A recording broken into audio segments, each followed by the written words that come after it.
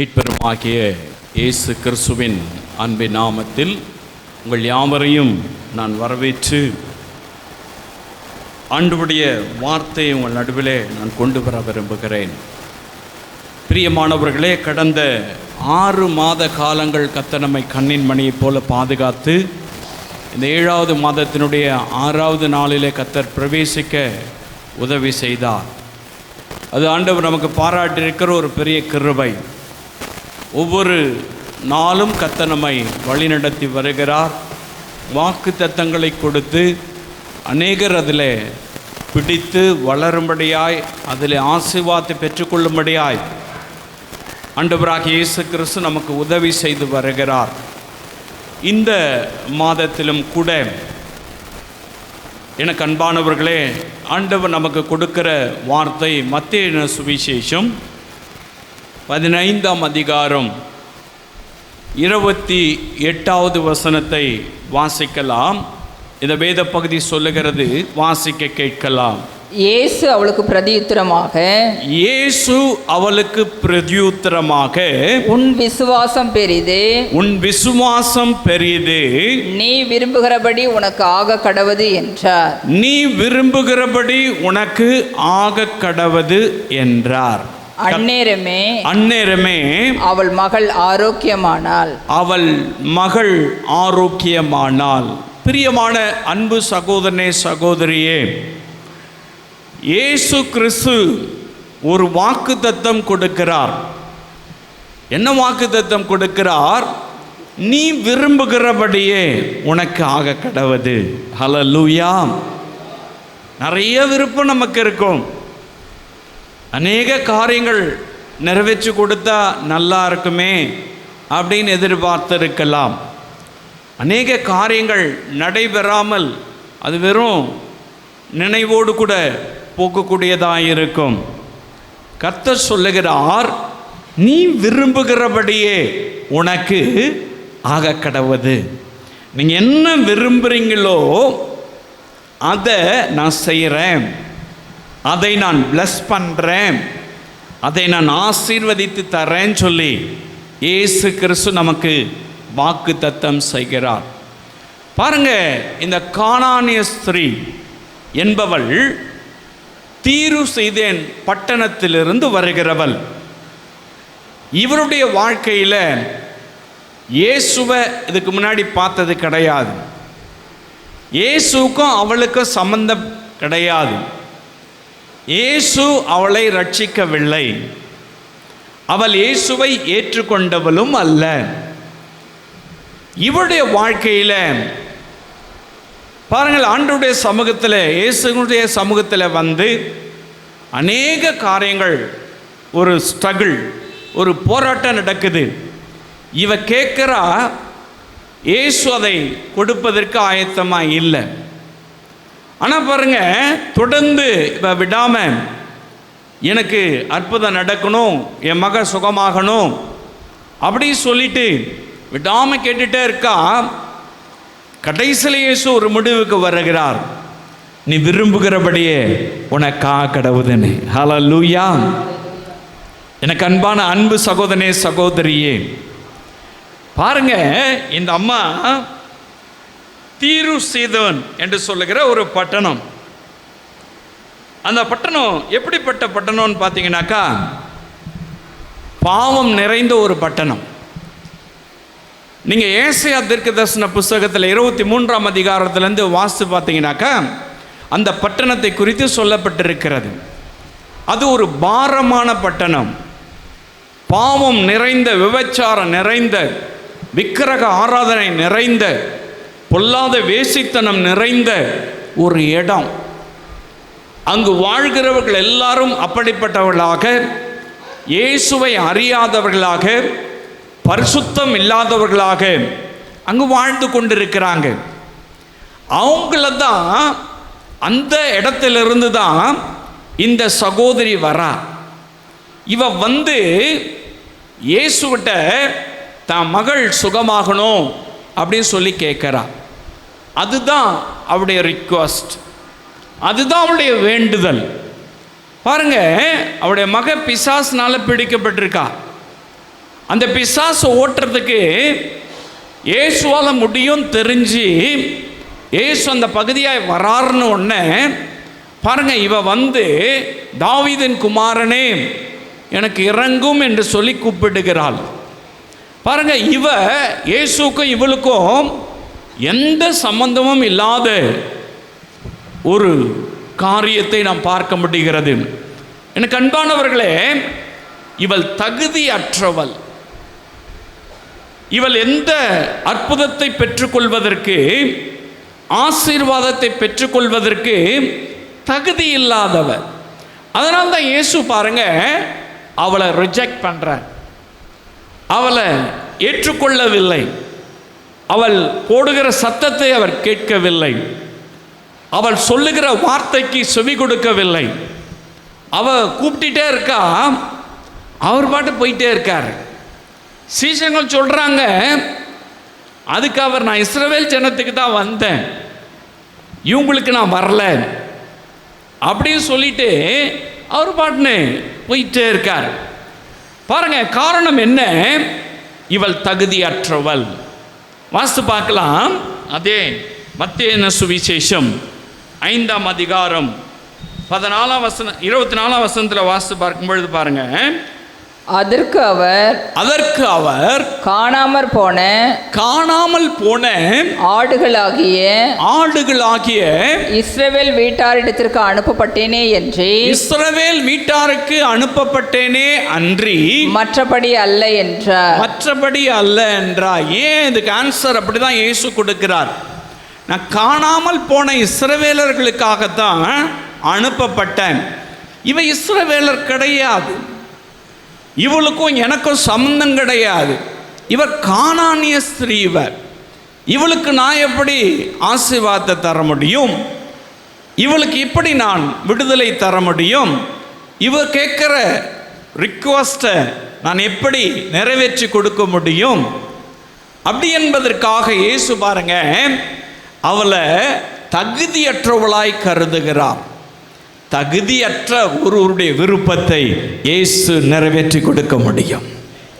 ஒருவேளை நீங்கள் நினைக்கலாம், எனக்கு ஜெபம் பண்ணுறதுக்கு தகுதி கிடையாது, நான் ஊழியம் செய்யறதுக்கு தகுதி கிடையாது, நான் ஆராதனையில் கலந்து கொள்வதற்கு தகுதி கிடையாது, எனக்கு போதுமான படிப்பறிவு இல்லை, அல்லது நான் ஜெப வாழ்க்கையில் இல்லை, நான் ஒருவேளை ஆண்டவர் விட்டு தூரமாக இருக்கிறேன் என்ற உணர்வோடு கூட இருக்கிறேன், அதனால் எனக்கு அதுக்கு சம்பந்தம் கிடையாது. நான் ஜெபம் பண்ணி ஆண்டவர் எங்கே கேட்க போகிறாரு? ஏன் மூலமா எங்கு எழுப்புதல் வரப்போகுது? ஏன் மூலமா எப்படி குடும்பம் ரட்சிக்கப்பட போகிறது? எனக்கு தகுதியே கிடையாது அப்படின்னு சொல்லி நினைக்கலாம். ஆண்டவராகிய இயேசு கிறிஸ்து தகுதியற்றவருடைய விருப்பத்தை தான் நிறைவேற்று. அவளை பார்த்து தான் இயேசு சொல்றார், நீ விரும்புகிறபடி உனக்காக கடவுது. எனக்கு இதெல்லாம் தகுதி கிடையாதுங்க, இதெல்லாம் எனக்கு கிடைக்குமா? இதெல்லாம் எட்டாம் கனி, இதெல்லாம் எனக்கு எப்படி கிடைக்கும்? எனக்கு இருக்கிற சோர்ஸ் இதுதான். நான் எப்படி வீடு வாங்க முடியும்? நான் எப்படி பிஸ்னஸ் நடத்த முடியும்? நான் எப்படி இப்படியெல்லாம் படிக்க முடியும்? நான் எப்படி இந்த காரியத்தை செய்ய முடியும் அப்படின்னு நீங்கள் நினைக்கிறீங்களா? தகுதி இல்லைன்னு நினைக்கிறது தான் இயேசுக்கு தகுதி. ஹல்லேலூயா. தகுதி இல்லாத ஒருவனுடைய விருப்பத்தை இயேசு நிறைவேற்றுகிறார். எனக்கு அன்பான அன்பு சகோதரனே சகோதரியே, இஸ்ரவேலருக்காகத்தான் நான் வந்தேன்னு சொல்லி அவளை ரிஜெக்ட் பண்ணுறாரு. சீஷர்களுக்கு கூட இயேசு கட்டளை கொடுக்கும்பொழுது பாருங்கள், நீங்கள் வாசி பார்க்கலாம். மத்தேயு சுவிசேஷம் மார்க்கு 10ஆம் அதிகாரம் 6ஆம் வசனம். அப்படித்தான் ஆண்டவராக இயேசு கிறிஸ்து இந்த அம்மாவுக்கு பதில் தருகிறார்.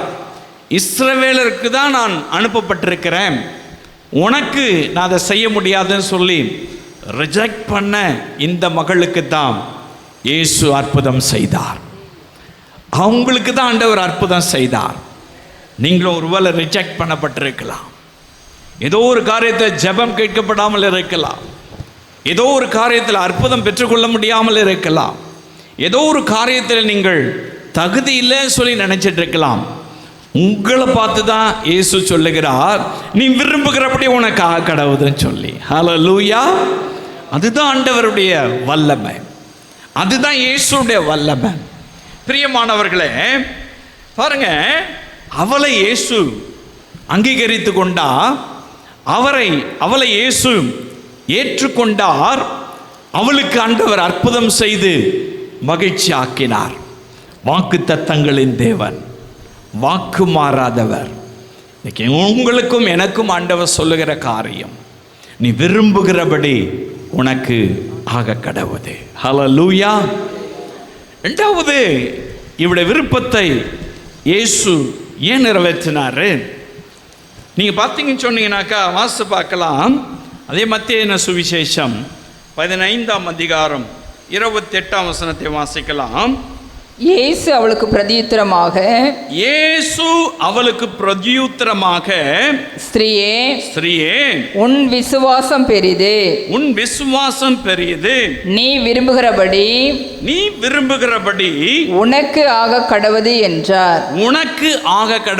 என்றார். அந்த பொம்பளையை பார்த்து சொல்றார், அந்த ஸ்திரீயை பார்த்து சொல்றார், உன் விசுவாசம் பெரியது. ஹல்லேலூயா. ஆண்டவராக இயேசு கிறிஸ்து நம்முடைய மன விருப்பத்தை நிறைவேற்றணும்னு சொன்னாக்கா நம்முடைய விசுவாசத்தை பார்க்கிறார். நம்முடைய விசுவாசத்தின் ஆழத்தை அவர் பார்க்கிறார். பிரியமான அன்பு சகோதரனே, சகோதரியே, அவருடைய விசுவாசத்தை இயேசு கண்டார். அவருடைய விசுவாசம் எப்படிப்பட்ட விசுவாசம்? புரத்தி அடித்தாலும் அற்புதத்தை பெற்றுக்கொள்ளாமல் நான் போக மாட்டேன் என்கின்ற விசுவாசம். இயேசுதான் குணம் தருவார், இயேசுதான் என் விருப்பத்தை நிறைவேற்றுவார், இயேசுதான் என் பெண்ணை ரட்சிப்பார், இயேசுதான் இதிலிருந்து விடுதலை தருவார். நான் வேற எங்கேயும் போக மாட்டேன், அவரை தான் பற்றி கொள்வேன்.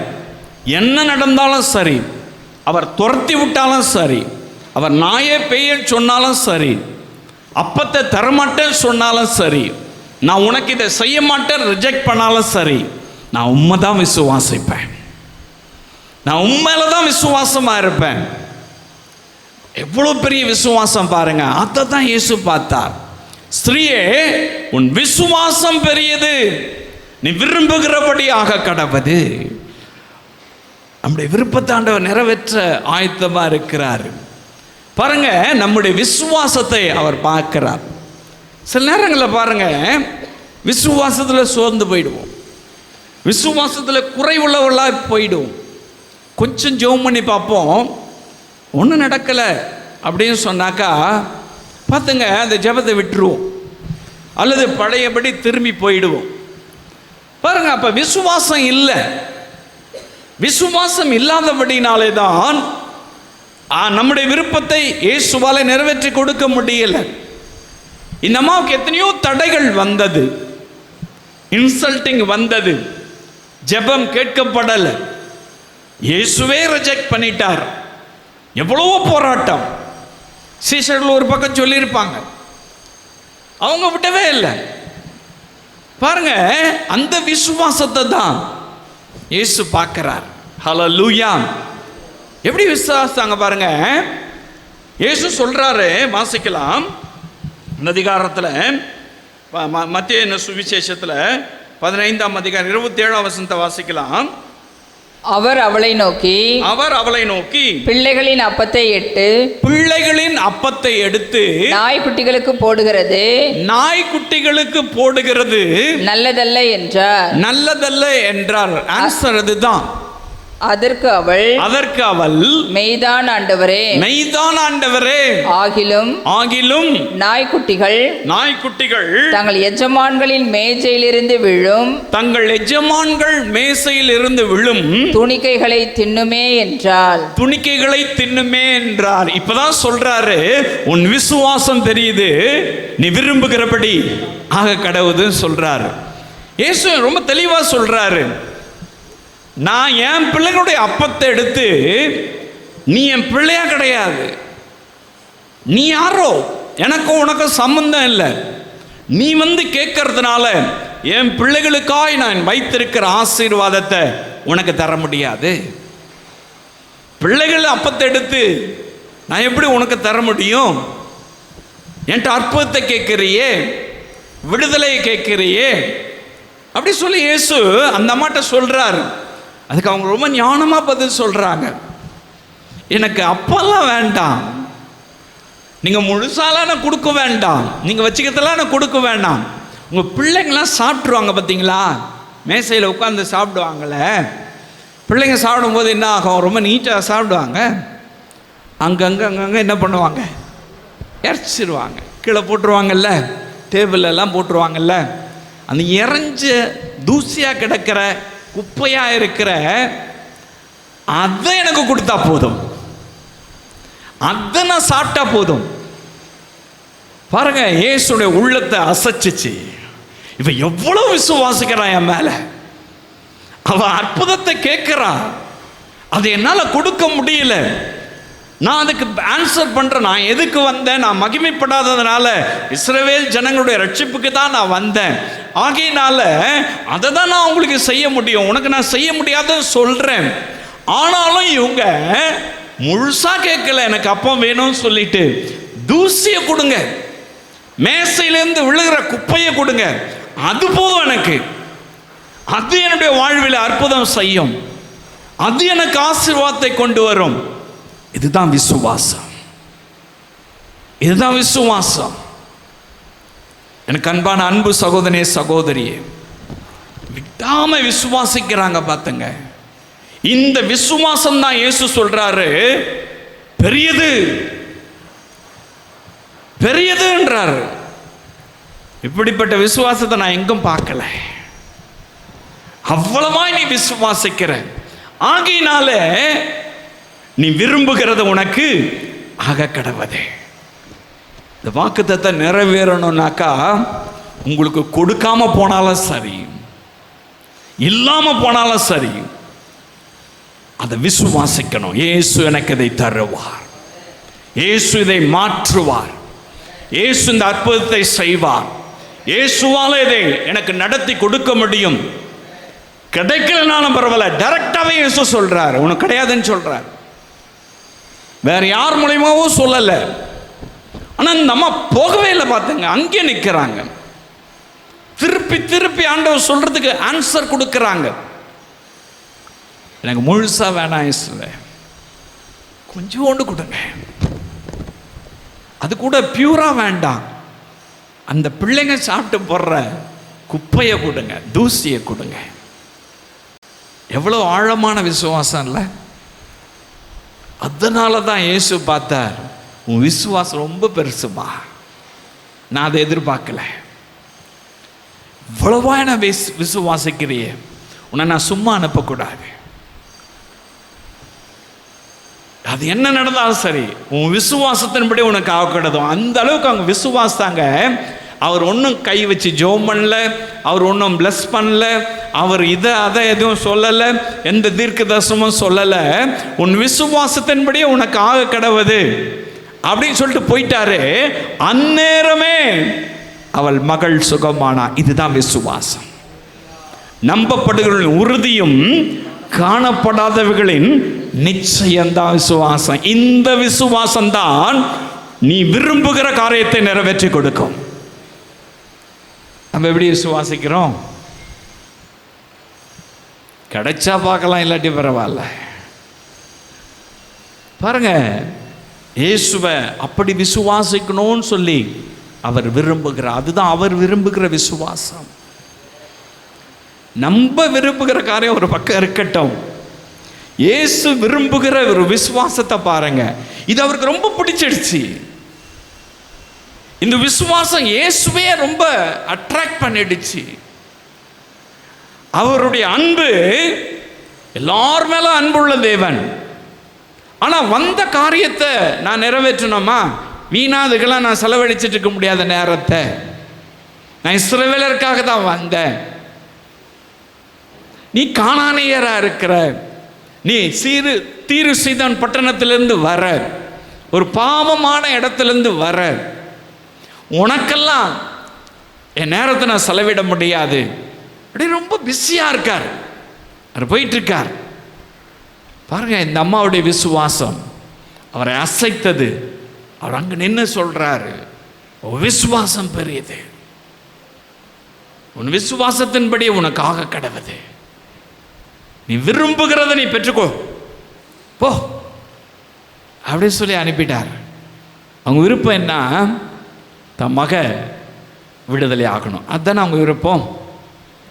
தன் மக பிசாசன் பிடியில் இருக்கிறான், அவ விடுதலை ஆகணும். நிறைவேறிச்சா? நீ விரும்புகிறபடியே உனக்காக கடவுது. நீங்கள் தகுதி இல்லாதவளா இருந்தாலும் கூட பரவாயில்ல, ஆனால் நீங்கள் விசுவாசிக்கிறவளா இருக்கணும். ஹல்லேலூயா. நீங்கள் விசுவாசிக்கிறவளா இருந்தால் இந்த வாக்குத்தத்தம் நம்முடைய வாழ்வில் நிறைவேறும். நீங்கள் விரும்புகிற காரியத்தை இயேசு நிறைவேற்றி கொடுப்பார். இந்த வாக்குத்தத்தம் நிறைவேறுவதற்கு கீ விசுவாசம். ஹல்லேலூயா, ஹல்லேலூயா. எனக்கு அன்பானவர்களே, நம்மெல்லாம் மேலோட்டமாக விசுவாசிப்போம். ஆண்டவர் கொடுத்தா நல்லவர், கொடுக்காவிட்டா சரி பரவாயில்ல. கொஞ்சம் கஷ்டம் வந்துடுச்சுனாக்கா ஒரே கோபந்தான். பாருங்கள், ஜெபம் பண்ண மாட்டோம், பைபிள் படிக்க மாட்டோம், ஏன்னா ஆண்டவர்கிட்ட கோச்சிட்டு இருக்கிறாங்க. பண்ணுறோம்ல, வீட்டில் கோச்சிங்கன்னா என்ன பண்ண மாட்டோம், சாப்பிட மாட்டோம். சின்ன வயசுலாம் தான் கோச்சிக்கினாக்கா அப்படியே முறுக்கிட்டு உட்காந்துக்கிறது, சாப்பிட மாட்டோம், அவர்கிட்ட பேச மாட்டோம், ஏன்னா கோபமாக இருக்குமா. பாருங்கள், அப்போ வந்து தாசா பண்ணி மெதுவாக சாப்பிடு, பரவாயில்ல பரவாயில்ல செய்து தரேன் சாப்பிடு அப்படி சொன்னாக்கா அப்படின்ட்டு உட்காந்து சாப்பிடுவோம். பாருங்கள், அப்படி தான் நம்முடைய விசுவாசம்லாம் அப்படி தான் இருக்குது. ஆண்டவர்கிட்ட கோச்சிக்கிறதும், ஆண்டவர் துரத்தி விட்டால் ஓடி போடுறதும், அல்லது கொடுக்க மாட்டேன்னு சொன்னாக்கா பாருங்கள் உடனே கோச்சிக்கின்னு நான் இனிமேல் உங்கள்கிட்ட வரவே மாட்டேன், நான் பைபிள் படிக்கவே மாட்டேன், நான் ஜெபம் பண்ணவே மாட்டேன், நான் ஆராதனைக்கு வரவே மாட்டேன். செய்யறோம்ல, இந்த அம்மா எங்கன்னா செஞ்சிச்சா? அதுதான் விசுவாசம். விசுவாசம் பெரியது அப்படின்னு சொல்றார் இயேசு. உங்களை பார்த்து சொல்லுவாரா? நம்ம பார்த்து சொல்லுவாரா? பாருங்க, விசுவாசம் பெரியது, விரும்புகிறபடியே உனக்காக கடவுது. ஹல்லேலூயா. இந்த அம்மாவோட விசுவாசத்தை பார்த்தார். நம்ம மத்தியில் அம்மா சாராள் அம்மான்னு ஒருத்தவங்க வருவாங்க, தெரியுமா உங்களுக்கு? அவங்க ஒரு பிராமண குடும்பத்திலேருந்து வர்றவங்க. அவங்க பார்த்திங்கன்னா நல்ல வெல் டு டூ. அவங்களோட ஃபேமிலி எல்லாம், பிள்ளைங்கள்லாம் ஃபாரினில் இருக்காங்க, லண்டனில் இருக்காங்க, நல்ல பெரிய வேலையில் இருக்கிறவங்க தான், நல்ல பணக்காரி தான். ஆனால் அந்த குடும்பத்தில் இந்த அம்மா மட்டும்தான் ரட்சிப்புக்குள்ளே வந்தாங்க. ரட்சிப்புக்குள்ளே வந்ததுனால, இவங்க சபைக்கு போகிறதுனால அந்த அம்மாவை வீட்டை விட்டு துரத்திட்டாங்க. பிள்ளைங்க சேர்த்துக்கல, வேற பிள்ளைங்க சேர்த்துக்கல. பாருங்கள், எங்கேயோ ஒரு சாக்கடையில் அங்கே இருக்கிற ஒரு வீட்டில் வாடகை எடுத்துட்டு அங்கே இருந்தாங்க. அடித்து துரத்துனாங்க. நீ இயேசுவை ஏற்றுக்கொள்ளாமல் நீ சபைக்கு போகாமல் இருந்தன்னு சொன்னாக்கா என் வீட்டில் உனக்கு எல்லா சுதந்திரமும் வந்துட்டேன், எல்லாம் நாங்கள் செய்கிறோம்.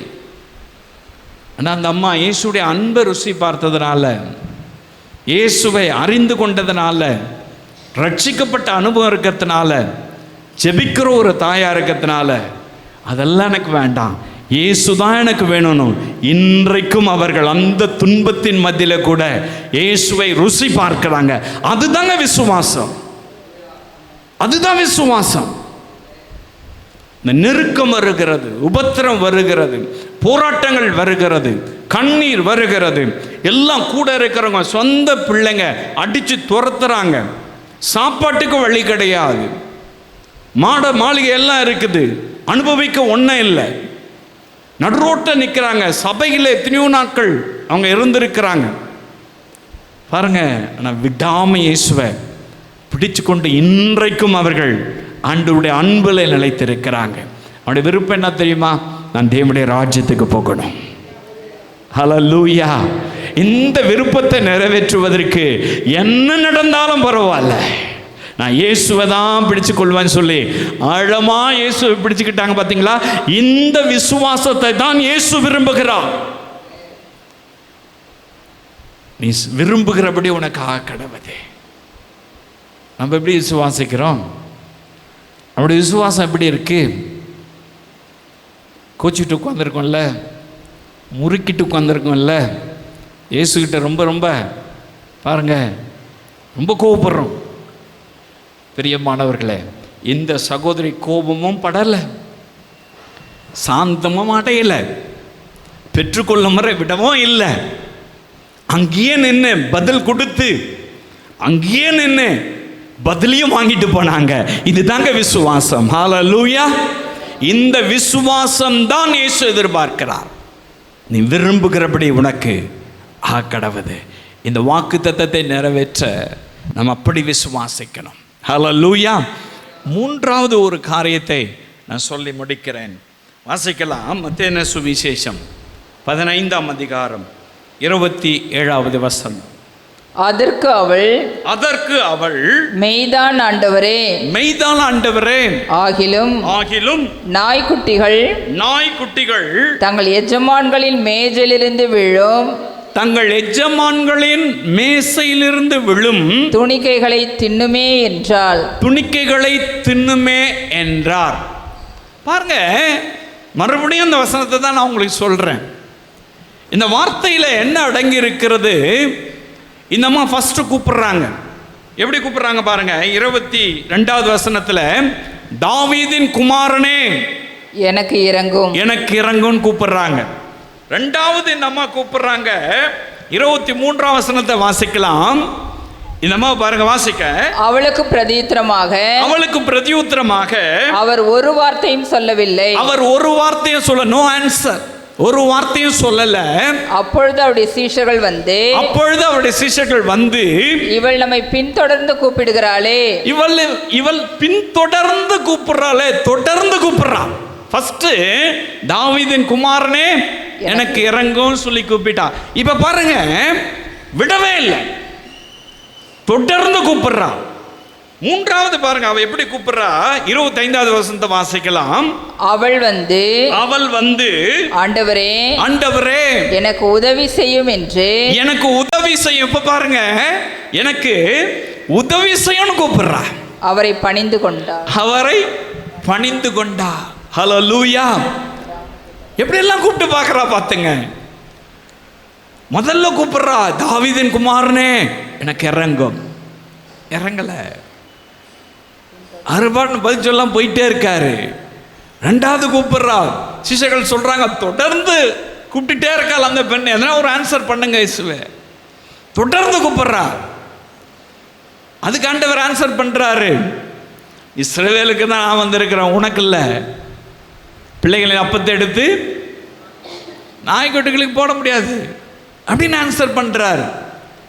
அதுக்கப்புறமா கூப்பிடுறா, எனக்கு உதவி செய்யும்னு பணிந்து கொண்டு கூப்பிடுறா.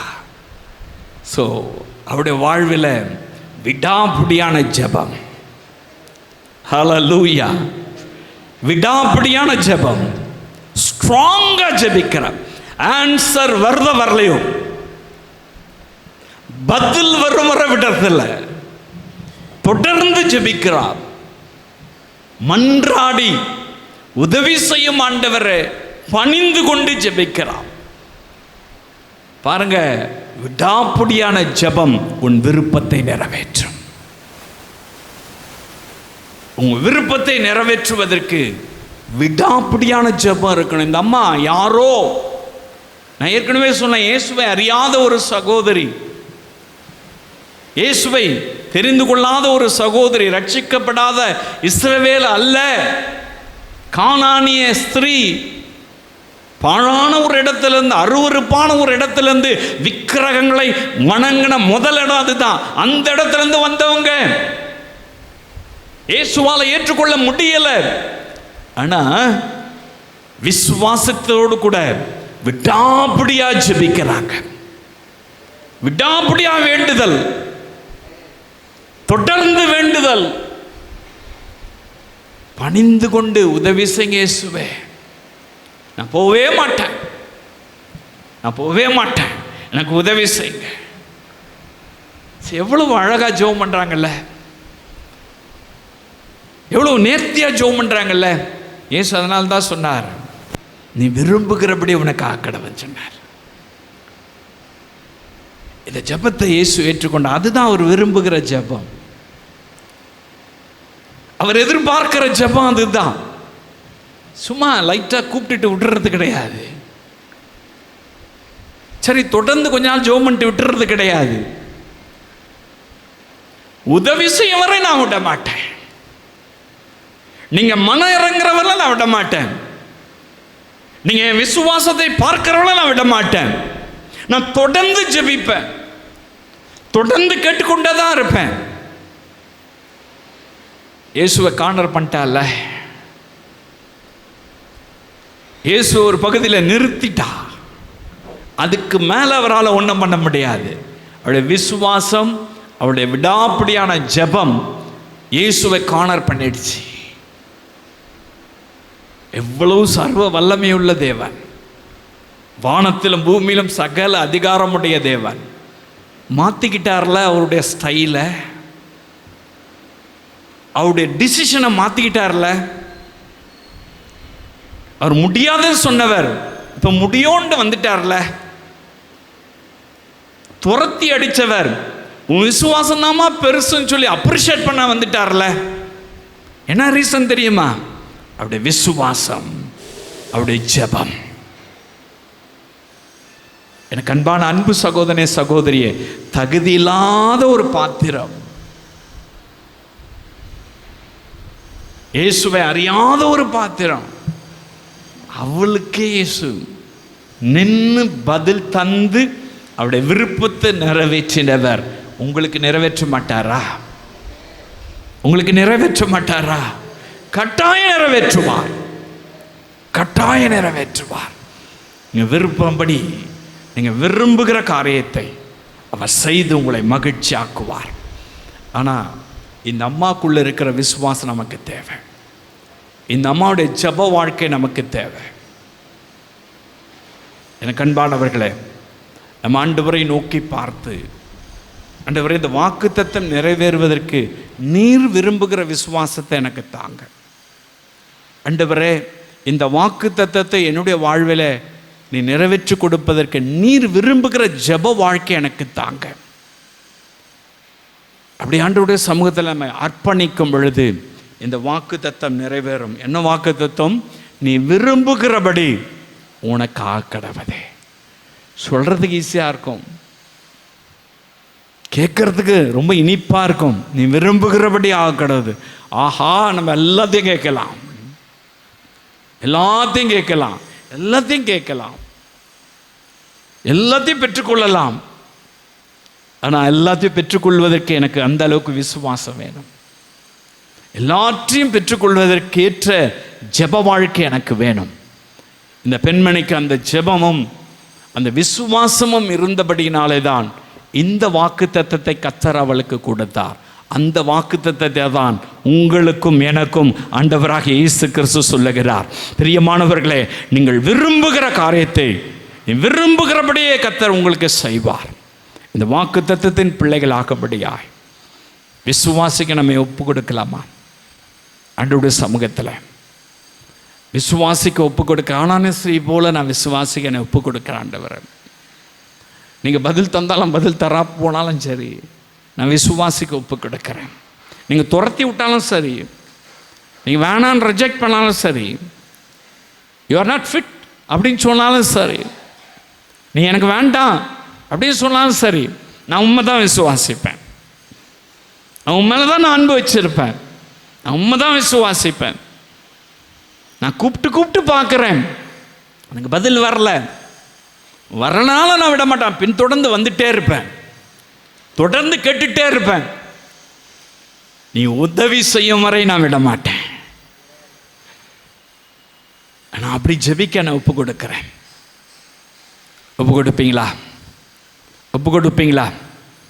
அவர் விருப்பத்தை நிறைவேற்றேன்னு சொல்றார். விரும்புகிறபடியே உனக்கு ஆக்கடவது. இந்த வார்த்தையை சோசியல் மீடியாவின் மூலமாக பார்த்து கொண்டிருந்தேன். இந்த அன்பு சகோதர சகோதரிய வாழ்வில் விசுவாசம் பெருகட்டும், ஜெப வாழ்வு, ஜெப அபிஷேகம் உண்டாயிருக்கட்டும். அவருடைய விருப்பத்தை நிறைவேற்றி இந்த வாக்குத்தத்தத்தை சொந்தமாக்கி கொடுப்பீராக. வியாதியின் பிடியில் இருந்தும் பிசாசின் பிடியில் இருந்தும் ஆண்டவரே, இந்த உலகத்தினுடைய கர்த்தாவே பொல்லாத ஆண்டவரே பாவத்தின் பிடியிலிருந்து அவளை விடுதலை செய்து உம்முடைய விருப்பம் அவருடைய வாழ்விலே நிறைவேற அற்புதத்தை செய்வீராக. இயேசுவின் நாமத்தில் நல்ல பிதாவே.